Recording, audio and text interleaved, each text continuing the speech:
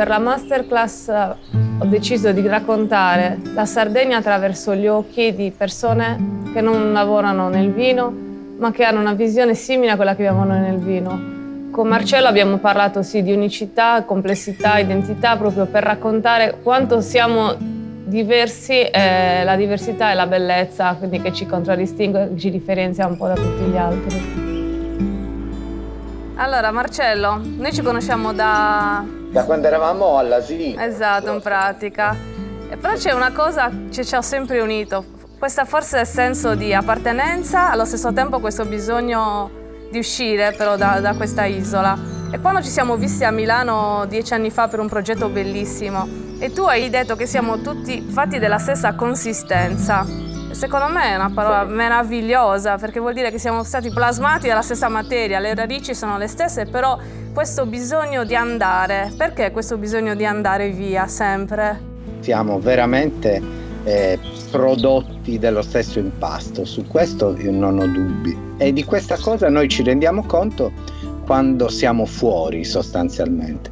Quindi questo essere fuori è una specie di atto di autocoscienza. Quindi è buffa questa cosa. Noi abbiamo un po' questa specie di karma di capire la sardità solo fuori dalla Sardegna, di fatto. La Sardegna è la regione che ha il più vasto patrimonio nativo, tradizionale, viticolo di tutto il resto d'Italia. Voi in qualche modo avete inaugurato l'avvento del prodotto internazionale, del pensare il vino in una maniera diversa, del dedicare tempo, lavoro ed economie a favore di enologi che sapessero fare il loro mestiere. Insomma, è come educare un pensiero, spiegare alla gente che quello che sta bevendo ha una qualità speciale e che lui la può riconoscere questa qualità.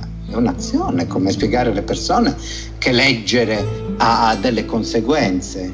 Il lavoro che voi state facendo ha a che fare proprio con questo sentimento, non è un'altra cosa.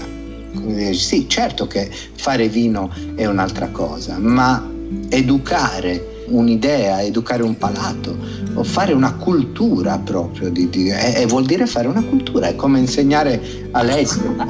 Anche il vino va letto. E tu devi saperlo leggere se avete fatto un buon lavoro.